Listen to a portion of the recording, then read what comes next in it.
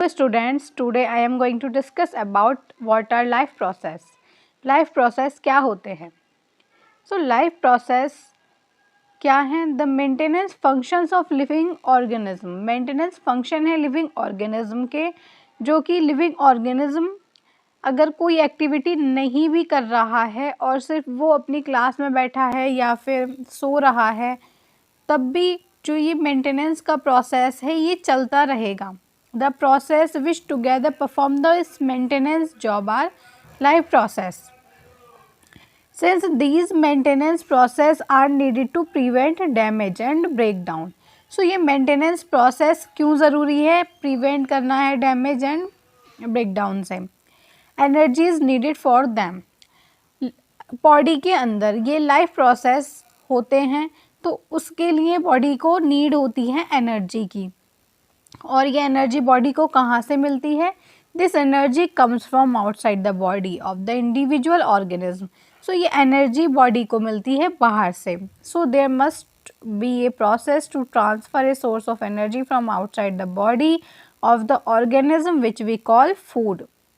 सो इसको हम क्या कहते हैं? फूड. फूड से तो हमें एनर्जी मिलती है, और वो एनर्जी को जब हम उस फूड को कंज्यूम करते हैं तो उस फूड का क्या होता है? ब्रेक डाउन होता है. वो ऑक्सीजन की प्रेजेंस और एब्सेंस किसी में भी हो सकता है, जिससे बॉडी को एनर्जी मिलती है. और वो एनर्जी इन लाइफ प्रोसेस को करने के लिए, या फिर हम जो भी एक्टिविटी करते हैं अपने पूरे दिन में, उसको करने के लिए हमें एनर्जी चाहिए होती है. वो एनर्जी हमें फूड से मिलती है. जब हम फूड कंज्यूम करते हैं, सो अनडाइजेस्टेड फूड तो बॉडी से रिमूव कर दिया जाता है, और डाइजेस्टेड फूड बॉडी में न्यूट्रिशन के फॉर्म में एब्जॉर्ब हो जाता है. The outside source of energy could be quite varied since the environment is not under the control of the individual organism. These source of energy therefore need to be broken down or built up in the body. So oxidizing reducing reactions are some of the most common chemical means to break down molecules. For this may organism use oxygen source from outside the body.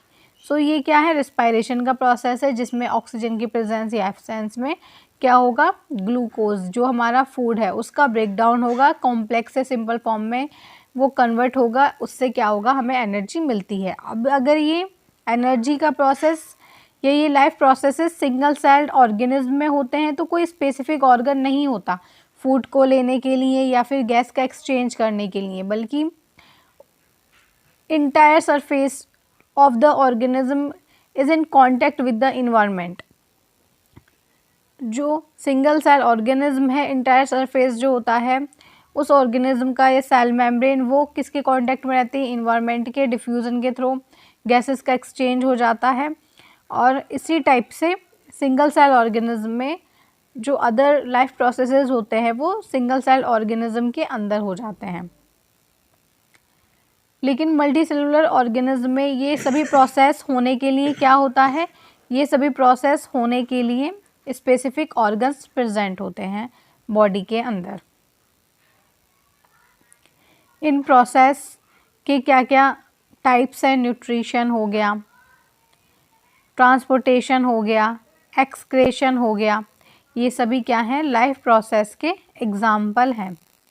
सो हम देखते हैं what is nutrition. Nutrition क्या है? सो nutrition में हम देखते हैं, when we walk or ride a bicycle we are using up energy even when we are not doing any apparent activity. Energy is needed to maintain a state of order.